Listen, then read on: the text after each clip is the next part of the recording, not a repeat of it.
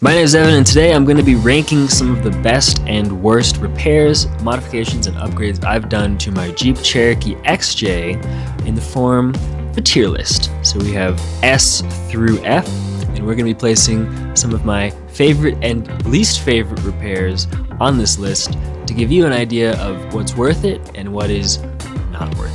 And I'm gonna be honest, by the end of this video, I'm gonna have ruffled some feathers like a rubber ducky on the dashboard of a Jeep Cherokee XJ, because some of my rankings are a little bit controversial. So to start off with, we have windshield wipers, and I have a little bit of a gripe with windshield wipers personally, because every time I've replaced windshield wipers, just about, it's been because the guy at the shop doing my state safety inspection tells me I have to replace them, even though I just replaced them a couple months ago.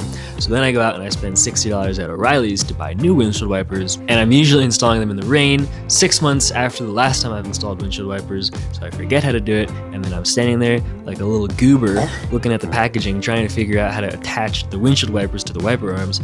It's a nightmare. I hate it. Windshield wipers are a strong D tier for me. Next up, we have a lift kit. For a lift kit, I'm counting control arms, springs, track bar, shocks, everything that you're gonna need to actually lift your car. If you have a Jeep Cherokee that is a stock ride height, people think you're old.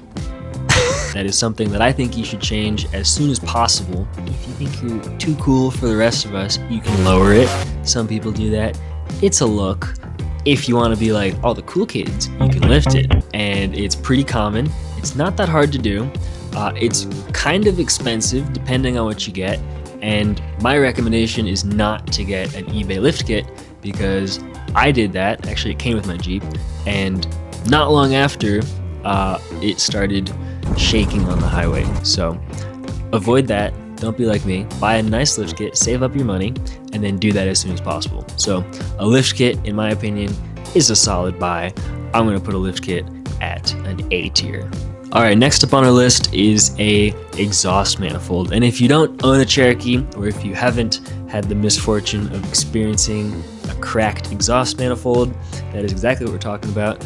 The 4-liter XJ engine has a tendency to destroy exhaust manifolds. The exhaust on a Jeep Cherokee XJ is very rigidly mounted. There's not a lot of play, and when your engine and transmission mounts kind of wear out, your engine flexes and it puts all of that force directly into the exhaust. And since it's mounted so rigidly throughout the rest of your car, it's not able to move with the engine, and that results in a cracked exhaust manifold, usually at the collector.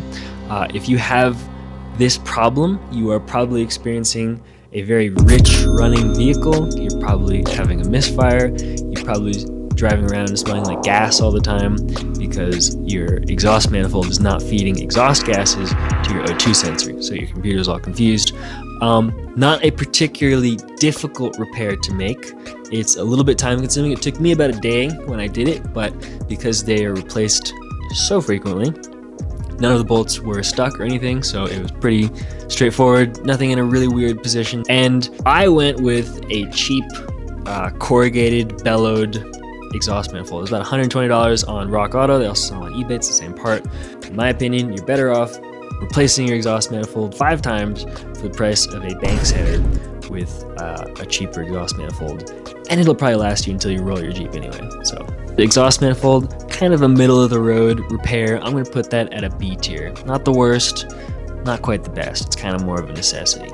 All right, next up we have, this is kind of a weird one because not everybody does these all at the same time. I'm lumping them together because I bought them all on Marketplace used, and I think it kind of fits together.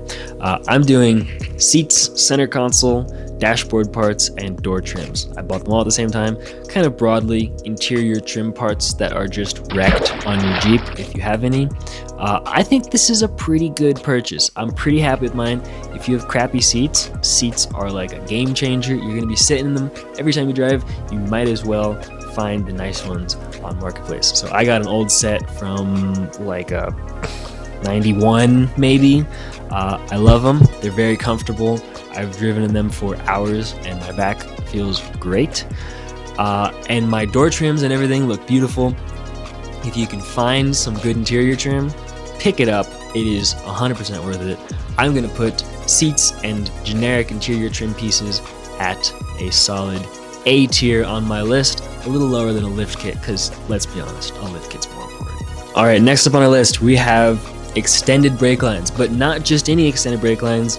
Mine I found on eBay.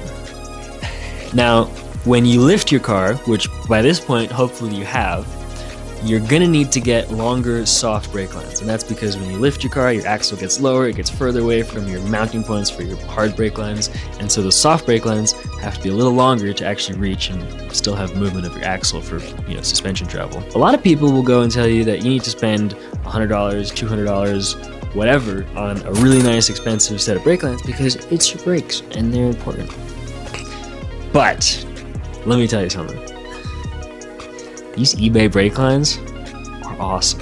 They were like $40. Now I did have a slight problem. There's a little corner on the caliper and I had to grind down the mounting point of the eBay brake line to clear that corner.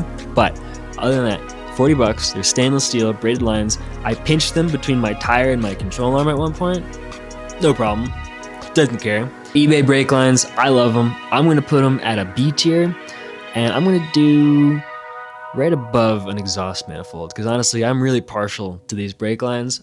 Manifolds, it can wait. Get yourself some eBay brake lines. They're sick. All right, next up, we have floor pans. And if you drive a Jeep Cherokee and you live in the Northeast United States, you are intimately familiar with the difficulty of holes in your floors created by rust. And being from Pennsylvania, this is a problem that I can relate to.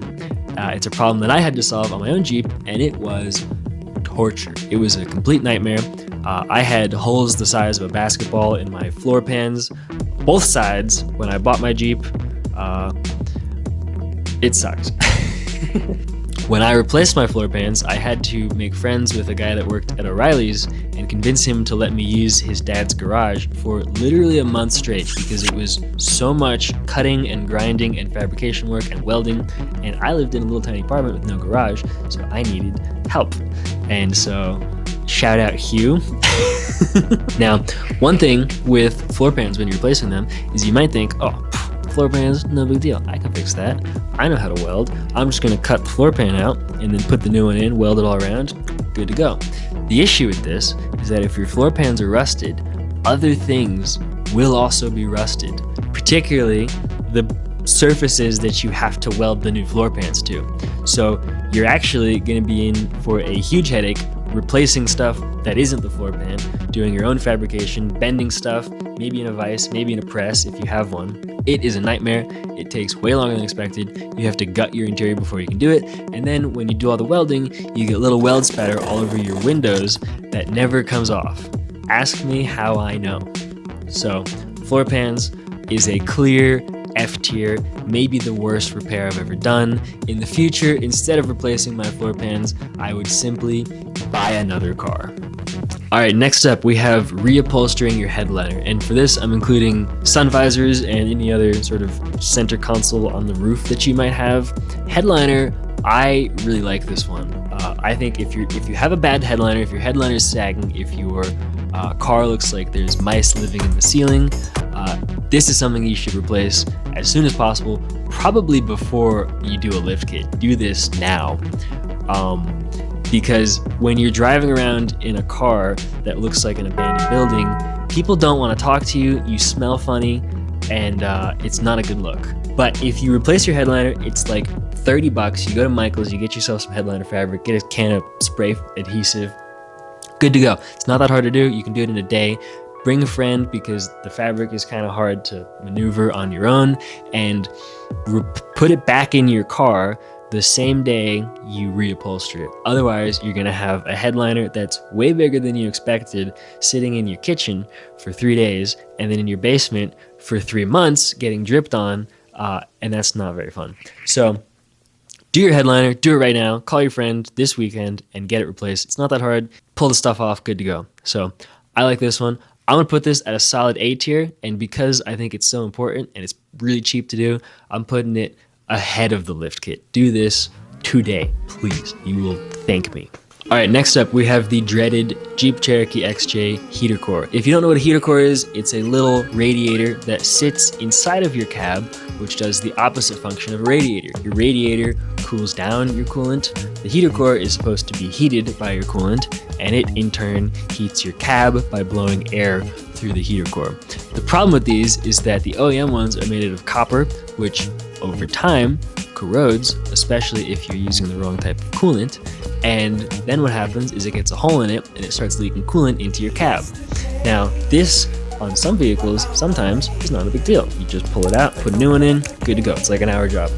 On a Cherokee, you will want to sell your car. It is a nightmare. You have to pull your dashboard, then you have to disassemble the heater core like HVAC box, which is not meant to come apart. It's like zip tied together, and then you have to replace it. The aftermarket parts that you get are usually worse quality, and so they're gonna probably leak again in a couple years. Heater cores are such a pain to replace that I know several people who have a bad heater core, and instead of replacing it, they choose to have coolant on their floor, and they choose to smell coolant for years at a time rather than replacing their heater core. Or some people will just loop their heater line and have no heat entirely instead of doing this job. It sucks. It took me 3 days. I yelled a lot. Expletives were said. I'm gonna put this at a strong F tier, slightly better than the floor pans only because it takes less time to replace. Next on the list, I have painting your interior trim. Now, to be clear, you should do this with the right type of paint. They make paint specifically for your interior trim. It matches the most common interior colors like gray, for example. It looks great. It's kind of more of like a plastic dye than a paint. It's pretty easy to do. You just take your piece out, you put it in the sun, you spray it, and then you let it dry, and then you put it back in your car. So you can do it one at a time. You can do them all at the same time. The colors match in the XJ interior, at least the gray interior, really well. It's pretty cheap to do. A can of this stuff's like $12. It doesn't really scratch off or rub off. The only spot that I've had it scratch off in my XJ is on the little bottom trim in the trunk because I've been sliding stuff in and out, but otherwise it looks great. It really refreshes your interior. I can absolutely recommend this to anybody that wants a nicer interior. So this is going in the S tier. Super easy to do, super high leverage. Okay, next up we have a rear drum brake rebuild kit. And for this, I'm including not just like the drum and the brake shoes, but also all the internals, parking brake stuff, wheel cylinders. I kind of like drum brakes, and I know this is maybe a controversial opinion if you're under the age of 50, but I think drum brakes are kind of cool. It's kind of like having a Rubik's Cube on the back of your car that you have to solve, and you've never solved a Rubik's Cube before, so you don't know what you're doing, and when you take it apart and mix it up, you might never get it back to having colors on all four sides. Now, despite all that, there are a few downsides when it comes to your rear drum brakes, which is that there's some springs in there that can be kind of hard to like put back together, and if you haven't done it before, it's going to take you a while. You're going to be sitting out there all day, but it's kind of cool. I think they're fun. It's a nice little classic father-son bonding moment. I like it. Drum brakes, I'm going to put them at a solid B tier. They're like a nice medium. I'm going to say they're a little nicer than your exhaust manifold because you don't have to really reach anywhere. They're right there, just on the axle. You can take a seat on a tire and just bang it out in a couple hours. So I like drum brakes. All right, next up we have a timing chain. Now, a timing chain is the part of your engine which keeps your engine firing order in time. So it connects your camshaft to your crankshaft, meaning that your valves are going to be opening and closing at the right time to let exhaust gases out and air in and things like that. If your timing chain is bad, as in if it breaks in half, your engine will not run. And on some engines, this is a big problem because the valves actually take up the same space as the pistons. And so if you lose your timing chain, the valves will collide with the pistons, and then your engine will never run again. This is not the case on a 4-liter Jeep Cherokee Chrysler motor. Because the valves don't take up the same space as the pistons. If your timing chain breaks, your car shuts off, and then you fix it and you drive it again. The other thing with this timing chain is it's about this big. It's super tiny. It's not gonna get loose enough to like skip a tooth or grind through something like on some other vehicles. I'm looking at you Ford Ranger owners. And it's relatively easy to replace, kind of. It's on the front of the engine, but you have to take your whole front clip off. You have to take your radiator out, you have to drain all your coolant, you have to take all the front crash support, everything out. You have to take your bumper off, and then it's gonna get stolen by some random person who doesn't even own a Jeep Cherokee. So the timing chain, in my opinion, is typically a waste of time. If you hear a clickety-clackety sound, it's your pistons or it's your valves. It's not your timing chain. Ignore it. Never replace this. I know it's a maintenance item. I don't care. This is an F tier. It's a little bit nicer than a heater core, but not by much. All right, next up we have a replacement carpet and sound deadening foam underneath it. Now, don't get me wrong. If you're putting kill mat in your car, you're doing it wrong. It doesn't do anything. I promise you, everybody that tells you that the butyl rubber kill mat, Dynamat stuff actually makes your car quieter is coping. They're lying to you because they spent 3 weekends and $600 putting it in their car, and then it didn't actually make a difference. And they're saying, yeah, dude, it totally made a difference because I knocked on my door without it, and then I knocked on my door when I put it in, and it sounded different. Guess what? The highway is not knocking on your door. The highway is vibrating through your wheels and through your chassis, and that's where the foam comes in. Because if you put several layers of foam, like 2 inches thick, underneath your carpet, that's what actually quiets down your vehicle. And I know this because the very smart engineers who have been paid a lot of money to figure this out at companies like Audi, who have really nice interiors in their cars, put this much freaking foam underneath their carpets. And that's exactly what I did in my Jeep Cherokee, because I wanted my Jeep Cherokee to sound a little bit more like an Audi and a little bit less like Tow Mater from Cars. Now, I put foam on both my ceiling and my floors. I put it in the doors. I put it everywhere I could. They make some stick-on stuff that I got from Amazon. Stick-on stuff's pretty good. I put extra.